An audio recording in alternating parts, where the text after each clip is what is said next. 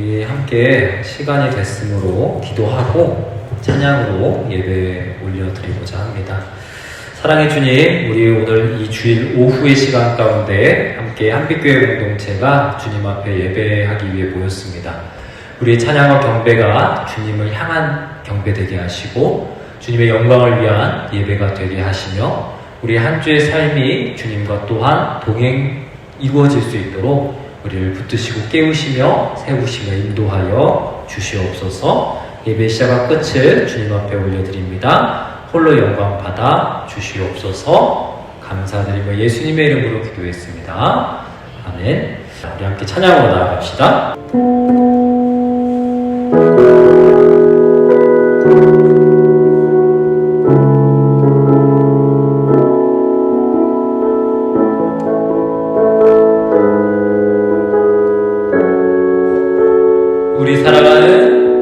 우리 살아가는 모든 날들이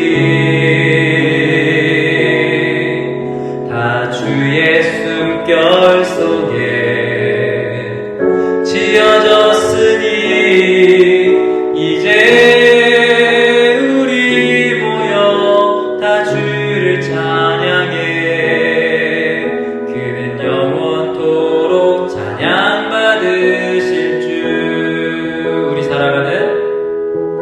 우리 살아가는 모든 날들이 다 주의 숨결 속에 지어졌으니 이제 모두 모여 다 주를 찬양해. 그는 영원토록 찬양받으실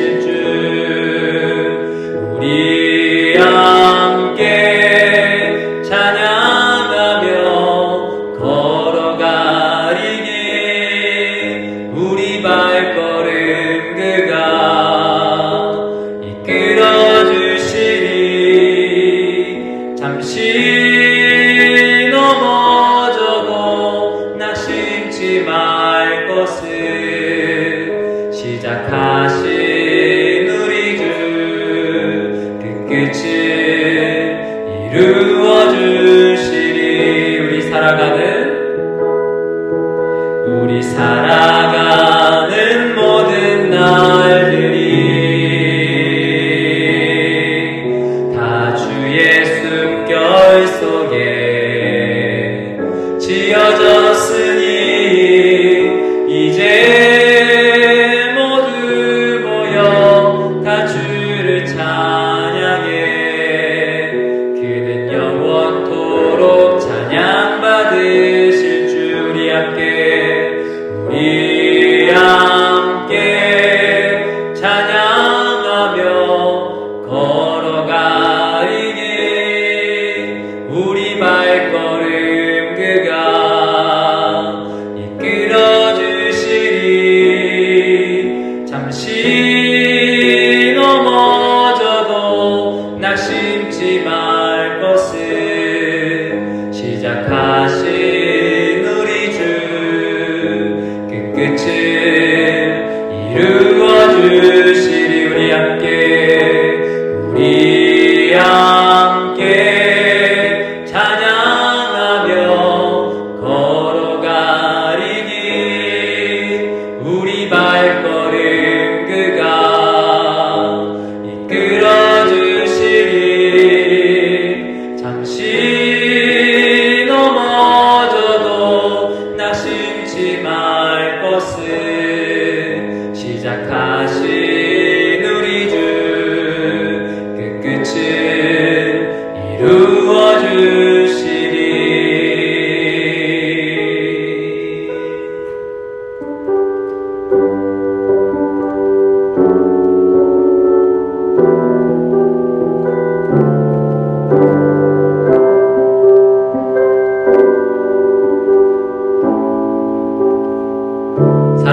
사랑해 예수님 나를 찾아오셔서 십자가로 대속하사 내 마음 두드리네.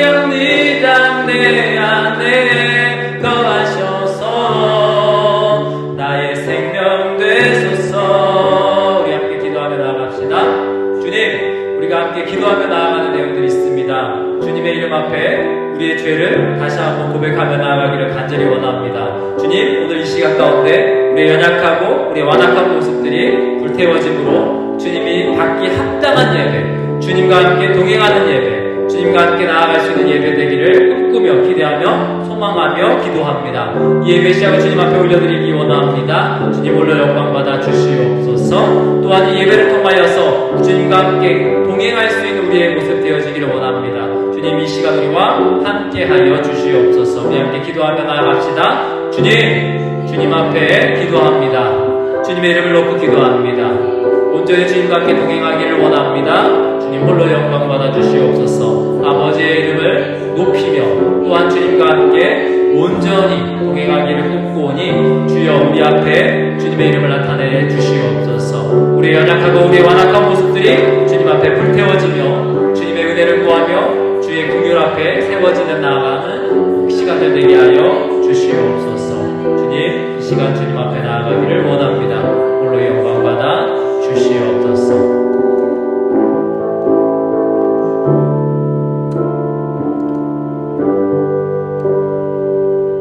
예수님의 이름으로 기도했습니다. 아멘. 우리 함께 사도신경 하심으로 신앙 고백하며 나아가겠습니다. 사도신경은 3번역으로 고백하겠습니다. 시작! 나는 전능하신 아버지 하나님 천지의 창조주를 믿습니다. 나는 그의 유일하신 아들 우리 주 예수 그리스도를 믿습니다. 그는 성령으로 잉태되어 동정녀 마리아에게서 나시고 본디오 빌라도에게 고난을 받아 십자가에 못 박혀 죽으시고 장사된 지 사흘 만에 죽은 자 가운데서 다시 살아나셨으며 하늘에 오르시어 전능하신 아버지 하나님 우편에 앉아 계시다가 거기로부터 살아있는 자와 죽은 자를 심판하러 오십니다. 나는 성령을 믿으며 거룩한 공교회와 성도의 교제와 죄를 용서받는 것과 몸의 부활과 영생을 믿습니다. 아멘. 우리 함께 살펴볼 하나님의 말씀은 구약성경 사무엘하 16장 5절에서 12절 5절로부터 12절을 읽을 때 우리 교독으로 읽도록 하겠습니다. 제가 5절, 여러분들이 6절, 마지막 12절은 한 목소리로 합독하여 읽도록 하겠습니다. 제가 5절 읽겠습니다. 다윗 왕이 바울임의 이름에 거기서 사울의 친족 한 사람이 나오니 게라의 아들이요 이름은 시므이라. 그가 나오면서 계속하여 저주하고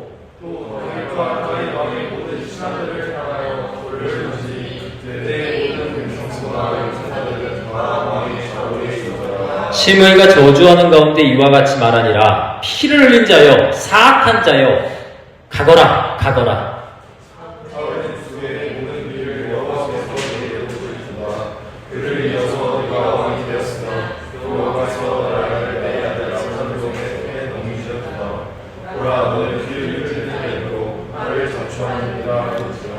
스루야의 아들 아비새가 왕께 여짜오되 이 죽은 개가 어찌 내 주 왕을 저주하리까 청하건대 내가 건너와서 그의 머리를 베게 하소서 하니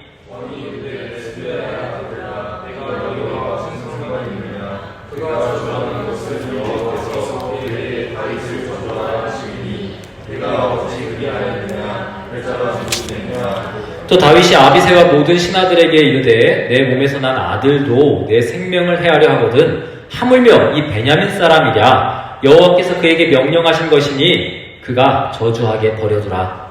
혹시 여호와께서 나의 원통함을 감찰하시리니 오늘 그 저주 때문에 여호와께서 손으로 내가 갚아주시라. 다윗과 그의 추종자들이 길을 갈 때에 시므이는 산비탈로 따라가면서 저주하고 그를 향하여 돌을 던지며 먼지를 날리더라.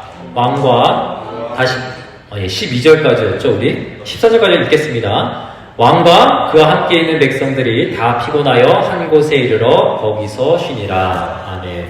우리 갈라디아서 보겠습니다. 신약성경 갈라디아서 3장 13절입니다. 축약어로 고갈앱이라고 되어 있는 페이지가 있는데요. 그 갈이 갈라디아서입니다. 고린도 전후서 다음에 나오는 갈라디아서 3장 13절 우리 한 목소리로 읽겠습니다. 페이지는 305페이지, 4페이지, 5페이지 304페이지, 5페이지 신약성경 갈라디아서 같이 한 목소리로 읽겠습니다. 13절 시작. 그리스도께서 우리를 위하여 저주를 받은 바 되사 율법의 저주에서 우리를 속량하셨으니 기록된 바 나무에 달린 자마다 저주 아래에 있는 자라 하였습니다. 아멘. 함께 따라하십니다. 오직 예수님, 하나님의 은혜와 평강이 충만하기를 소망합니다. 네, 아멘. 네, 오늘 또 많이 외박도 가고 외출도 가고 또 막 5분 대기조로 있는 친구도 있는데 함께 예배하러 모인 여러분들을 진심으로 환영하면서 말씀을 나누고자 합니다. 오늘 말씀의 제목이 뭐라고 되어 있습니까? 상황 너머의 하나님. 네, 상황 너머의 하나님이라고 제가 정했습니다. 왜 그런지는 이제 말씀을 나눠보면서 함께 살펴볼 텐데요. 여러분은 혹시 억울한 일을 당해보신 적 있으세요? 맞습니다. 네, 아니, 많을 수 있어요. 예. 없다고 얘기하신 분은 별로 없을 겁니다. 다 억울한 때가 있겠죠. 근데 억울할 필요가 없을 때조차 뻔뻔하게 변명을 늘어놓는 게 사람이라면, 그러니까 내가 억울할 필요가 없어. 내가 분명히 늦잠 잤고 내가 늦잠 자서 늦어서 친구한테든 여자친구한테든 뭐 선생님한테든 얘기를 해야 돼. 그럼 내가 늦은 거잖아, 그건. 그럼에도 불구하고 할 말이 없음에도 불구하고 변명을 늘어놓는 게 우리 인간의 어떤 죄성이라고 이야기한다면, 진짜 억울한 일이 발생하면 여러분들이 당연히 변명할 겁니다. 그죠? 때론 억울해한다는 것을 내 감정적으로 표현하는 게 당연한 걸 겁니다. 그죠? 길길이 화를 낸다든지, 아니라고 딱 잡아떼서 정색한다든지, 따지고 든다든지, 증거 자료를 제출한다든지 등등 진짜 억울한 일이라면 당연히 내 자신을 변호하는 게 인간의 본성입니다. 누군가 나를 오해한다고 그게 아니라고 사실 설명하고 싶어지는 게 인간의 본성인데, 심지어 나를 싫어하는 사람이 나를 비판하고 비난한다면 여러분들은 어떡 하시겠어요? 얘가 나 싫어하는 거 알아. 그럼 여러분들은 어떡 하시겠어요? 그냥 겸허히 받아들이시겠습니까? 아니면 더 반박하고 더 짜증내고 더 공격하고 그러겠습니까?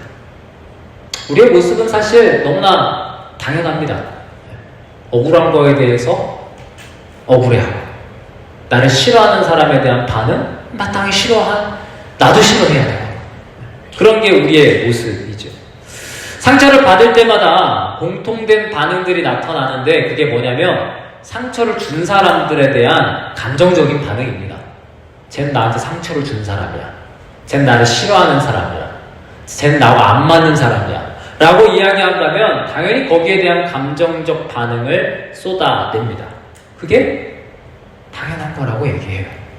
성경은 어떻게 이야기하고 있을까요? 우리는 상식적이고 당연하다고 얘기하는 이 모든 상황에 대해서 성경은 당연하지 않다고 얘기합니다. 이해가 안 되죠? 이게 너무나 당연한데 성경은 당연하지 않대요. 성경이 단순하게 이상적인 것을 설명하고 무조건 사랑하라고 얘기하려고 그렇게 말하는 걸까? 아닙니다. 오히려 이상적일 수 있는 게 당연한 거라는 생각 해보신 적 없으세요? 그러니까 우리는 지금 이게 너무 당연한 거야. 내 감정의 반응과 내 감정의 분출과 오해에 대한 모든 감정의 쏟아냄이 마땅히 그래야 되는 게 맞다고 생각을 하는데, 사실 역설적으로 보니까 그게 마땅한 게 아닌 거죠. 오히려 성경은 이상적인 것을 주장하고 있는데 그 이상적인 게 오히려 정상적인 거야. 상식적인 거야. 그런 거라면 여러분들 어떨 것 같으세요? 우리가 이 사실을 인정할 때 비로소 하나님이 보이기 시작해요.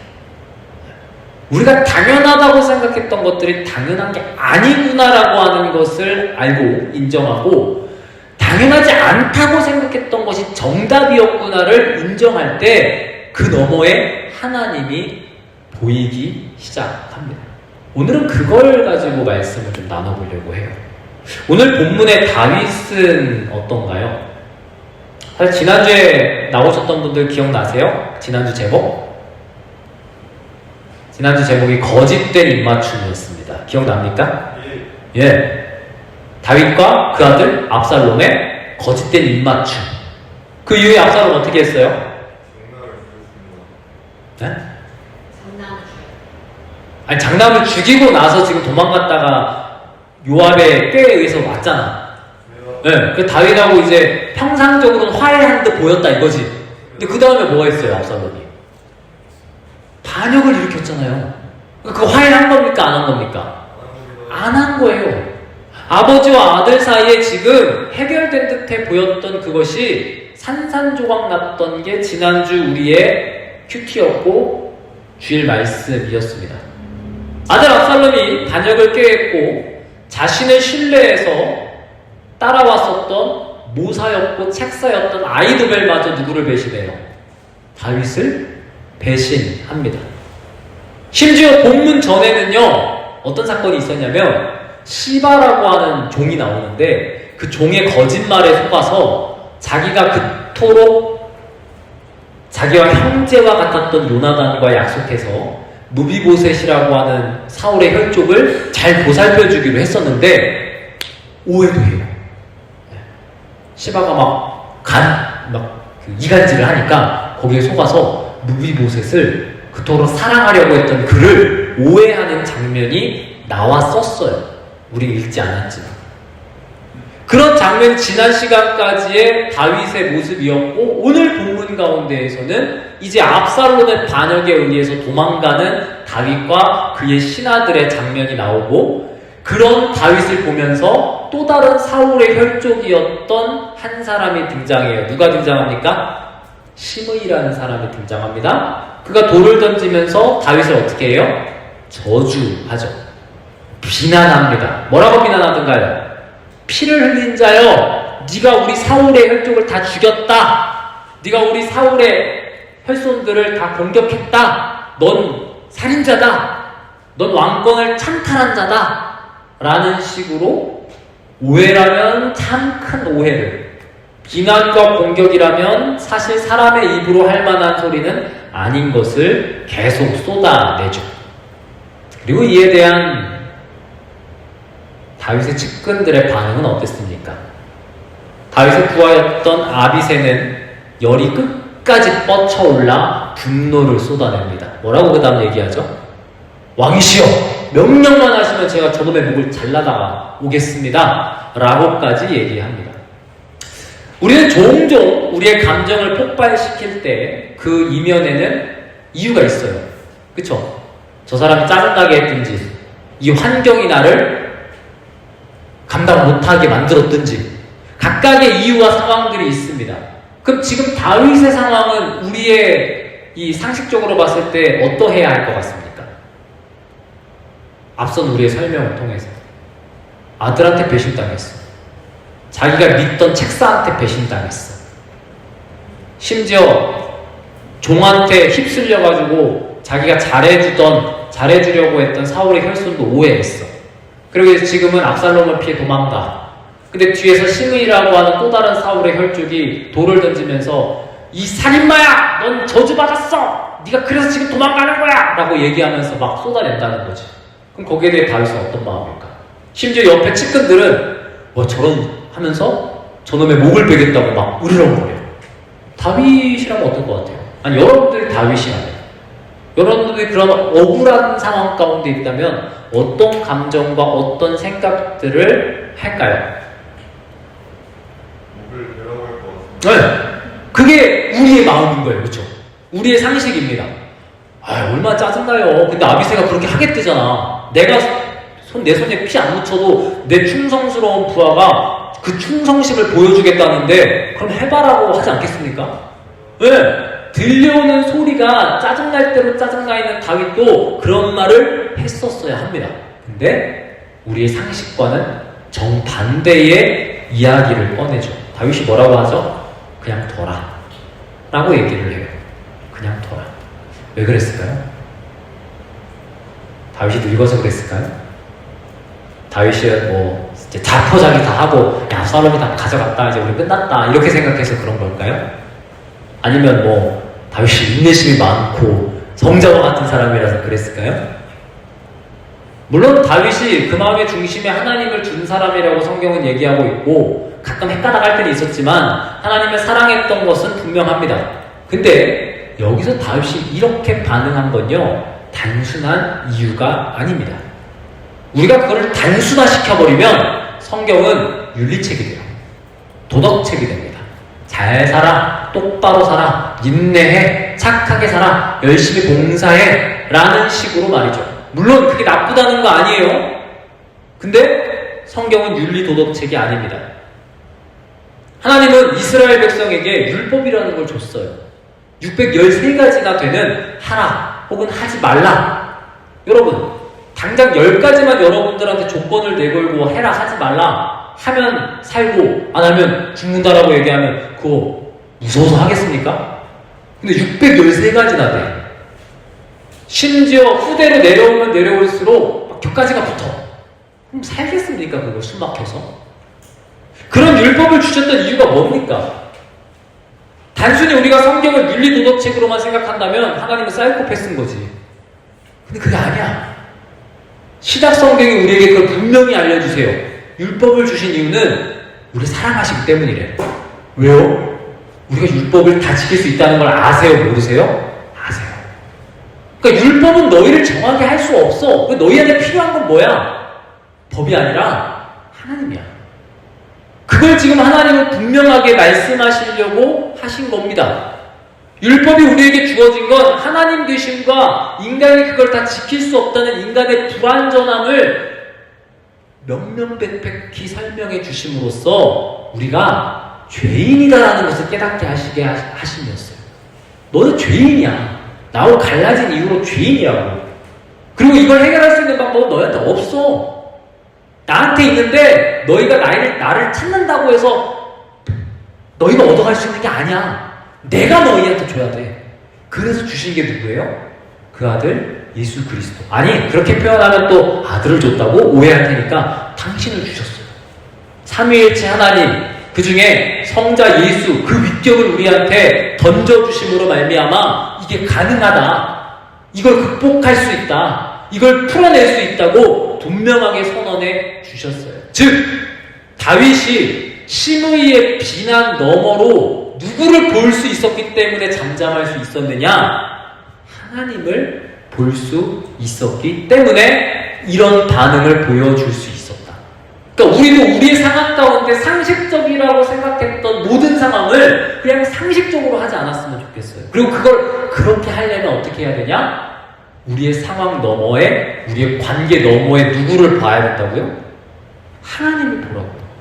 그럼 어떻게 봐야 되는데요? 그걸 오늘 좀 살펴보려고 합니다. 첫 번째, 죄를 직면한 사람은요, 남 탓보다 먼저 자신을 봅니다. 뭐라고요? 죄를 직면한 사람은 남 탓보다 먼저 자신을 봅니다. 그게 하나님을 볼 수 있는 방법이에요. 사실 심의의 저주는요, 말만 감정이 격양되어져서 나온 거지 사실 그의 말을 들어보면 사실이 없어요. 그가 다윗을 향해서 뭐라고 외쳤습니까? 사울 집안에 피를 흘린 자라고 계속 비난했어요. 살인마. 근데 다윗이 사울을 죽였습니까? 아니에요. 다윗은 사울 죽이지 않았어요. 오히려 사울을 붙잡을 만한 상황이 될 때마다 붙잡지 않아서 사울을 살려줬고, 사울의 아들 요나단과 맺은 언약도 끝까지 지키려고 했던 게 다윗이었어요. 그럼 그것만 놓고 본다면 심의의 말은 틀린 거죠. 그럼 우리가 원래 우리의 상식이라면은 저 이야기하고 있는 심의를 향하여 다윗이 뭐라고 외쳐야 되는 겁니까? 네 말은 틀렸다라고 외쳐야 되는 거예요. 그렇죠? 넌 지금 잘못된 말을 이야기하고 있다고 얘기하고 따져 물어야 되는 게 마땅합니다. 그렇게 목소리를 내는 게 우리의 상식이에요. 근데 다윗은 그렇게 하지 않았어요. 왜요? 심의가 맞은 것도 아니잖아. 억울하잖아. 근데 왜요?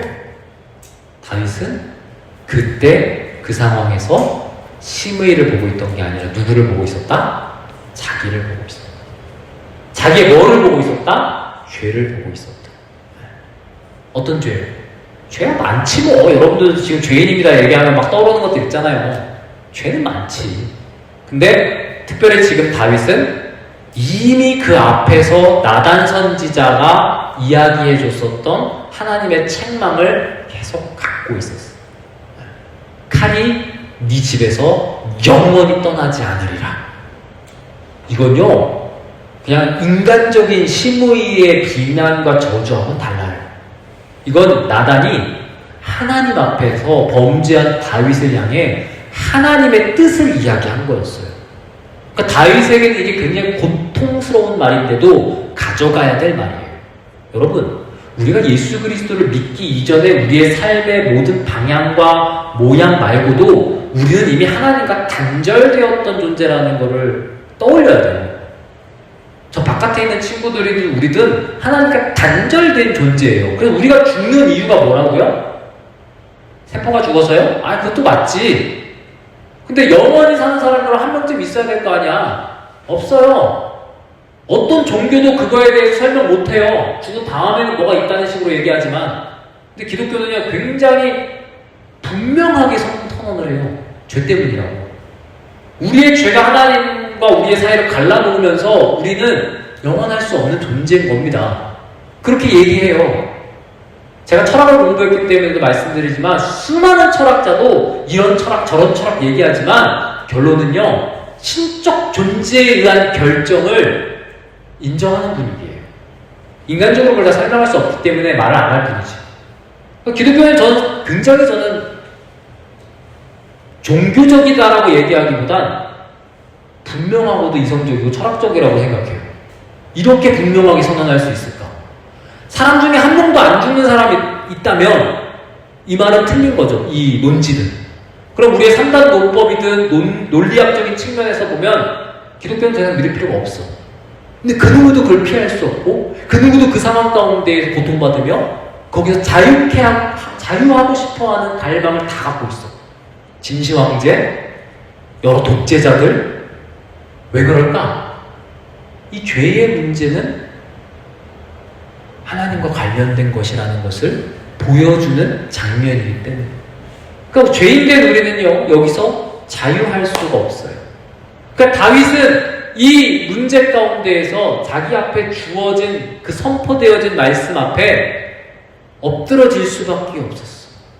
자기의 충성스러운 부하였던 우리아를 죽이고 그의 아내 밧세바를 취했던 죄. 하나님 말씀 듣지 않고 자기의 어떤 잘함을 드러내고자 인구조사를 실시하고 자기 마음대로 자기 멋대로 했던 하나하나의 모든 죄들이 다윗의 신앙이라고 하는 그 모든 것 안에 들어가 있어.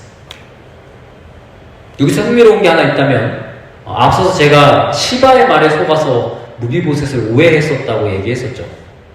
그것도 생각해보세요.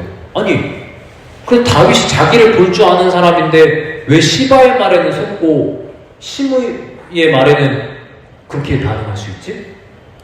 말이 안 되잖아.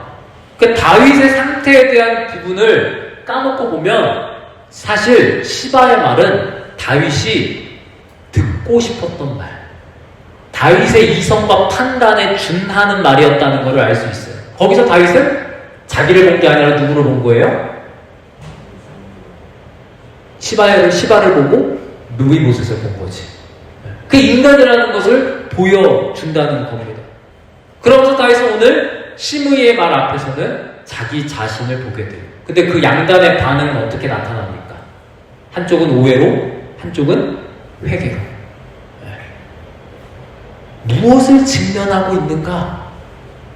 누구를 직면하고 있는가? 이게 완전히 다른 결과를 우리에게 보여줘요. 우리는 여기서 사람의 칭찬에는 무지하며 죄를 드러내는 말씀 앞에서 깨어나는 경우가 있다. 그러니까 결국에는 모든 상황 가운데 난 어떻게 해야 되냐? 남 탓하면 안 된다. 가장 먼저 누구를 봐라? 나를 봐라. 나를 봐야 그 너머에 하나님께서 뭐라고 말씀하시는지가 들려요. 안 그러면 어떻게 된다고요? 다윗처럼 실수하는 겁니다. 실수하는 거예요. 솔직히 뭐 다윗만 그렇습니까? 우리가 창세기를 읽다 보면 믿음의 조상이라고 하는 아브라함도 그렇고 또 꿈쟁이 요셉도 그렇고 또 장자권을 빼앗았던 야곱도 그렇고 다 하나님 말씀 100% 잘 들었던가요? 아니죠. 그러니까 한번 그거 까놓고 보세요. 그럼 그 사람들이 어떤 때 실수를 했든가, 그 상황 가운데서 뭘 받는가, 누구를 받는가, 누구 탓을 했는가 보면 답이 너무나도 명확하게 나옵니다. 오늘 시므이는 사울의 피를 이야기했지만 다윗은 그 가운데 자기가 죽이지도 않은 사울의 피를 떠올린 게 아니라 자기가 죽였던 우리아의 피를 떠올렸어요. 자기가 지었던 수많은 죄악들을 떠올랐어요. 시므이는 저주하려고 이야기했지만 다윗은 그 상황 너머에 하나님을 바라봄으로써 하나님께서 너 지금 낮아져야 된다라는 사실에 순종할 수 있었어요. 그게 다윗이 보여준 전혀 우리의 상식과는 다른 모습이었습니다.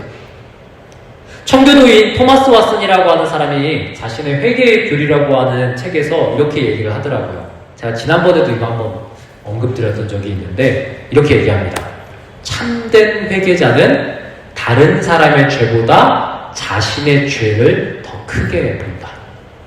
이게 사실은 세상적인 말은 아니에요. 그렇죠? 세상 사람들은 내가 어쨌든 얘보다 나아야 돼.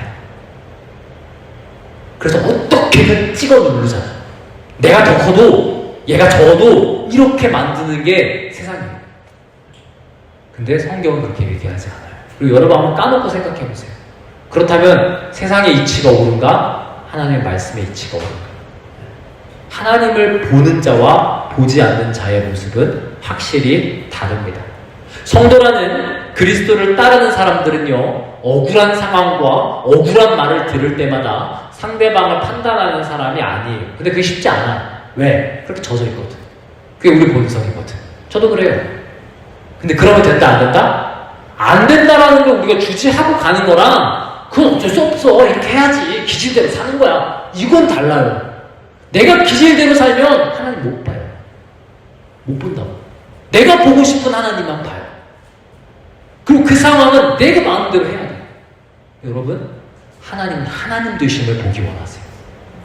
그걸 인정할 수 있는 저와 여러분이 되기를 원합니다. 둘째, 섭리를 믿는 사람은 사람보다 하나님을 봅니다. 섭리를 믿는 사람은 사람보다 하나님을 봐요. 잘 살고 싶으세요? 행복하고 싶으세요? 그럼 여러분, 섭리라는 단어를 알아야 돼요.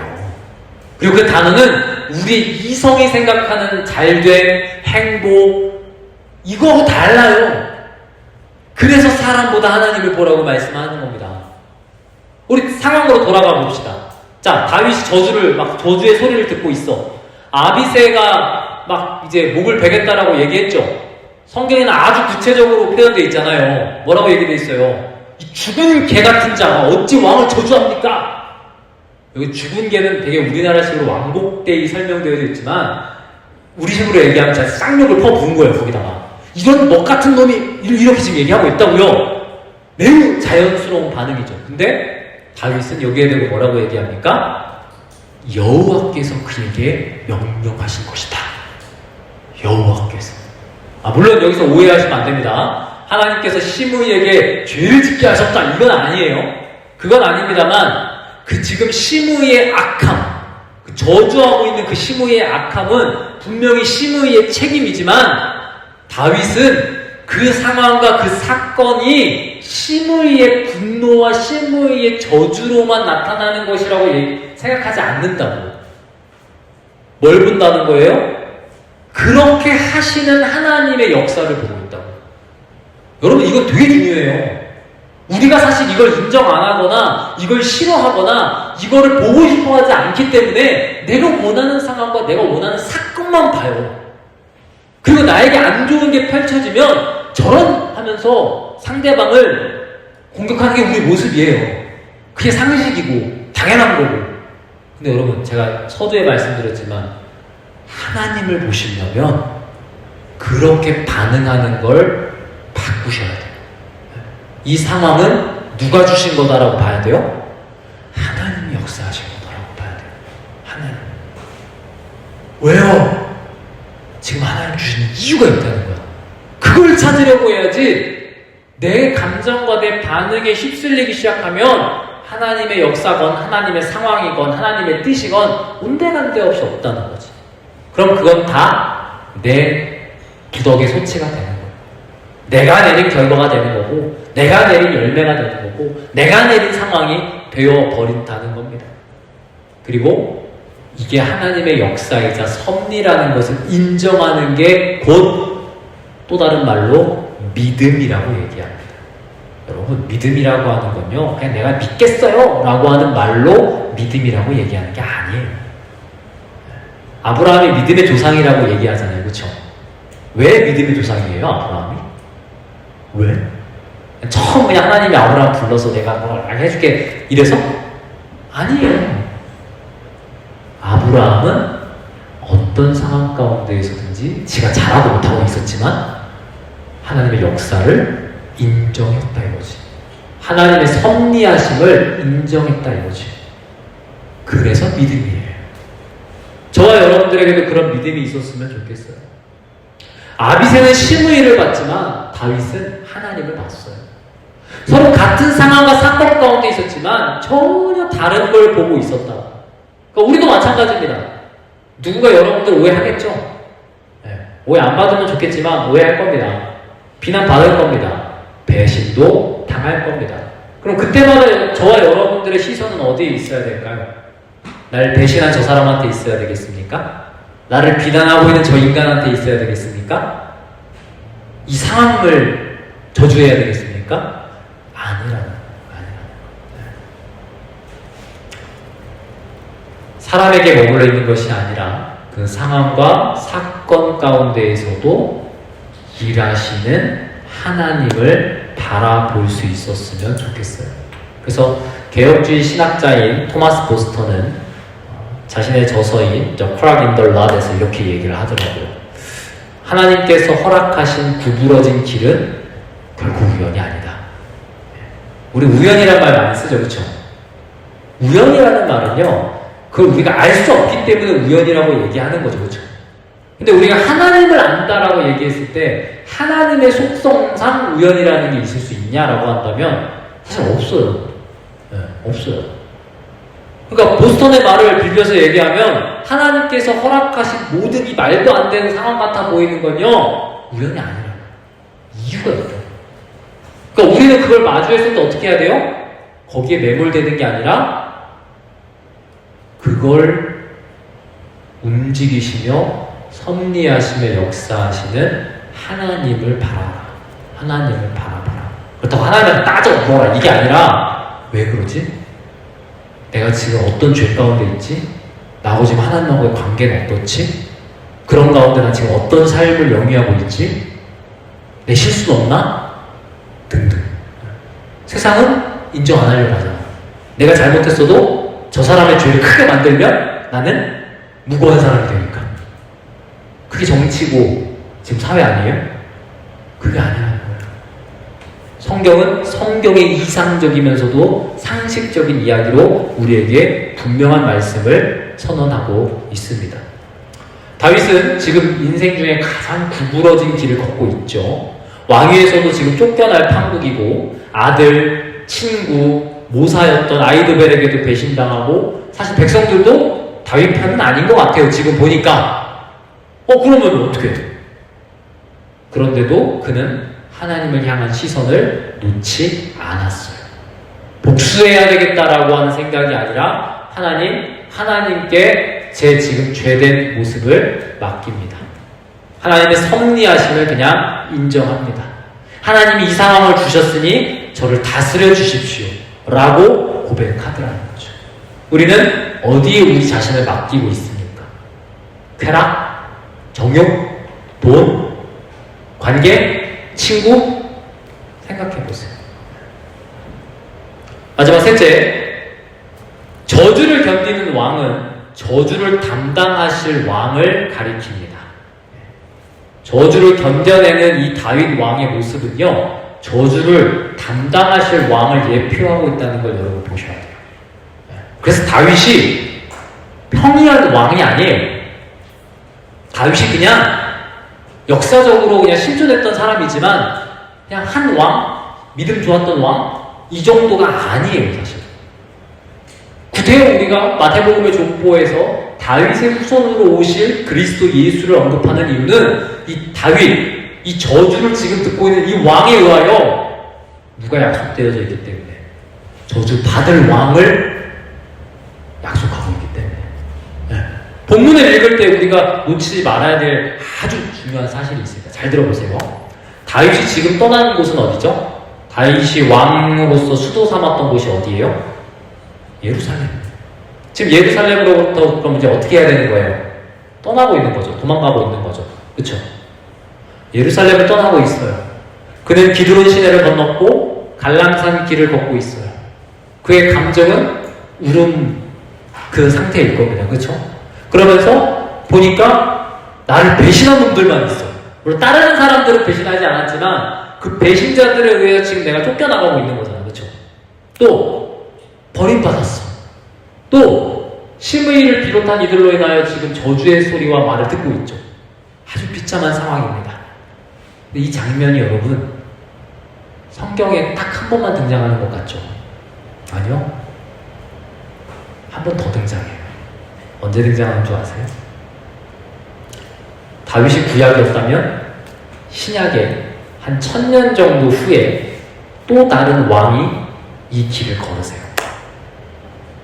예루살렘을 떠나 기드론 시내를 건넜고 갈람산을 지났었고 겟세마네 동산에서 땀방울이 핏방울이 되도록 기도하셨었으며 그렇게 기도하기를 구했으나 잤었던 제자들에게 배신당했고요. 호산나를 외치며 환영했던 인파들로 말미암아 버림받았고 조롱받았으며 로마의 군인들에 의하여 비난과 저주를 받았어요. 그리고 묵묵히 골고다 언덕 십자가를 향해 걸어가셨습니다. 누구시죠? 예수님. 예수님. 참 이 장면을 묵상하면서 많은 생각을 했습니다. 다윗과 예수님. 네, 이 두 장면이 같은 길을 걷는 것 같지만 결정적인 차이가 있죠. 다윗은 저주를 들으면서 걸었죠. 근데 예수님은 어떠셨을까요? 예수님은 저주를 듣기도 했지만 더 중요한 건 저주 자체가 되셨어요. 무슨 말이냐? 우리 갈라디아서 3장 13절을 다시 한번 읽어보기를 원합니다. 갈라디아서 3장 13절의 말씀을 같이 다시 한번 읽어보겠습니다. 페이지 304페이지 읽겠습니다. 시작! 그리스도께서 우리를 위하여 저주를 받은 바 되사 율법의 저주에서 우리를 속량하셨으니 기록된 바 나무에 달린 자마다 저주 아래에 있는 자라 하였습니다. 아멘. 다윗은 분명히 죄인은 맞잖아요. 그렇죠? 그래서 침묵할 수밖에 없었습니다. 자기 자신을 직면했기 때문에 억울했지만 침묵했어요. 근데 여러분 예수님은요? 예수님 죄가 없으셨어요. 근데 예수님은 침묵하셨습니다. 왜요? 우리의 죄를 담당하셔야만 했기 때문에 우리가 받은 저주를 대신 짊어지셔야 했기 때문에. 근데 이 사실을 최근에 발견된 것도 아니고요. 이거는 초대교회 성도들도 그렇고 수많은 사람들이 믿었던 사실이에요.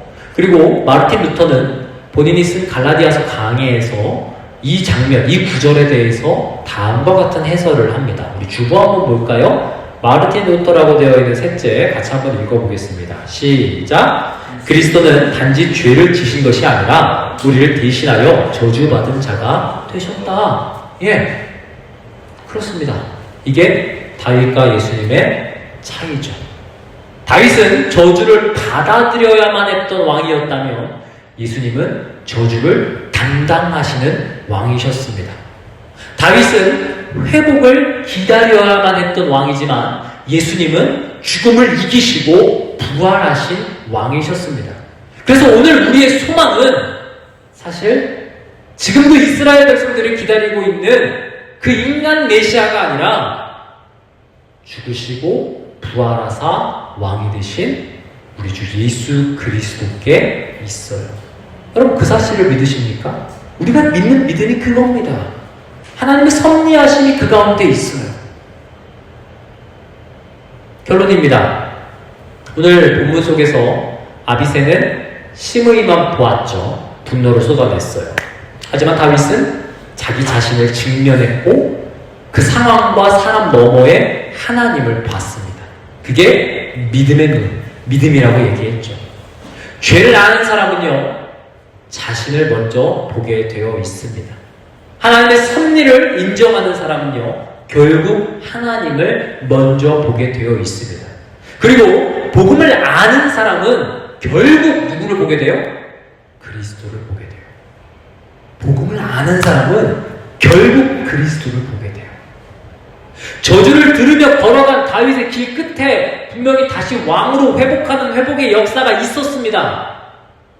그거에 대한 예표를 이루심으로 말미암아 신약에서는 저주를 담당하며 걸어가신 예수님의 길 끝에 뭐가 있었어요? 부활이 있었어요. 생명이 있었어요. 영원한 생명, Eternal Life. 그러니까 여러분, 사람만 보지 마세요. 상황만 보지 마세요. 남들이 뭐라고 하는 그 저주와 비난에만 몰두하지 마세요. 저는 그 너머에 있는 하나님을 볼 수 있는 저와 여러분들이 되셨으면 좋겠어요. 왜? 이제는 그 저주를 담당하신 그분이 우리와 함께 하시기 때문에. 우리가 왜 기뻐해야 됩니까? 우리가 왜 감사해야 됩니까? 우리가 왜 충만해야 됩니까? 하라고 하니까요? 아니요. 이 사실이 우리한테 있으니까요. 이 분명한 사실, 놀라운 사실이 우리에게 있으니까요. 그래서 주님 안에 있는 자가 정죄 아닌 은혜를, 절망이 아닌 소망을, 저주가 아닌 복을 받는다는 사실을 그냥 하는 게 아니에요. 우리 복 받은 사람인 줄 믿습니다. 이 한 주간 주님과 함께 정말 그 상황 너머의 하나님을 바라보며 나아갈 수 있는 한빛교회 되기를 간절히 축복합니다. 적용 질문입니다. 첫 번째, 나는 억울한 일을 당하면 즉시 나를 변호하고 상대방을 정죄합니까? 아니면 하나님께 맡기며 기도합니까? 지금 내가 하나님께 맡기지 못하고 붙들고 있는 문제가 있다면 뭐가 있습니까? 생각해 보시고. 두 번째, 최근 나를 가장 힘들게 한 사람이나 사건은 뭡니까? 그거 생각할 때 나는 그 사람의 잘못만 붙들고 있습니까? 아니면 하나님께서 나를 돌아보게 하시는 부분도 살펴보고 있습니까? 중요합니다, 여러분. 상황 너머의 하나님을 바라보는 여러분들 되시기를 간절히 축복합니다. 그런 의미에서 결단 찬양을 이걸로 정했어요. 괴로울 때 주님의 얼굴 보라.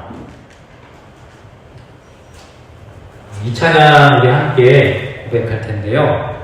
간단한 찬양인데요. 가사가 좋습니다. 괴로울 때 주님의 얼굴 보라. 내 모든 염려 주께 맡겨라. 주님께 모든 게 있습니다. 그렇게 고백하실 수 있는 저와 여러분들이 되기를 간절히 축복하며 결단 찬양하고 기도하겠습니다.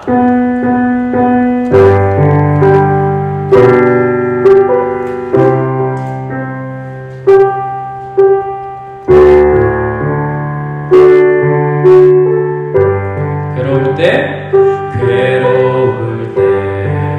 주님의 얼굴 보라. 평화의 주님 바라보아라. 세상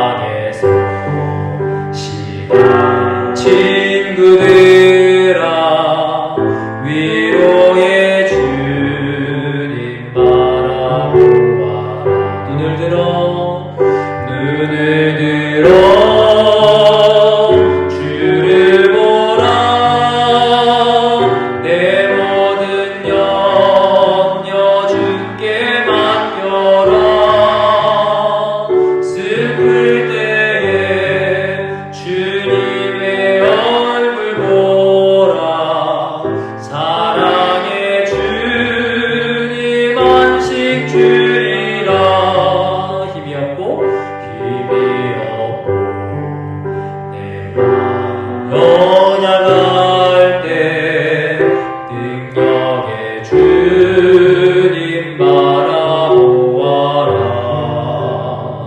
주의 이름 부르는 모든 자는 힘주시고 늘 지켜주시리. 눈을 들어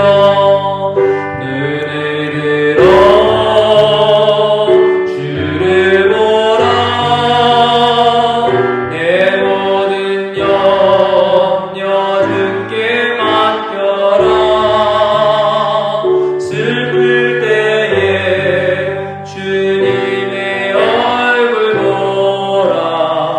사랑의 주님 안식 주니. 눈을 들어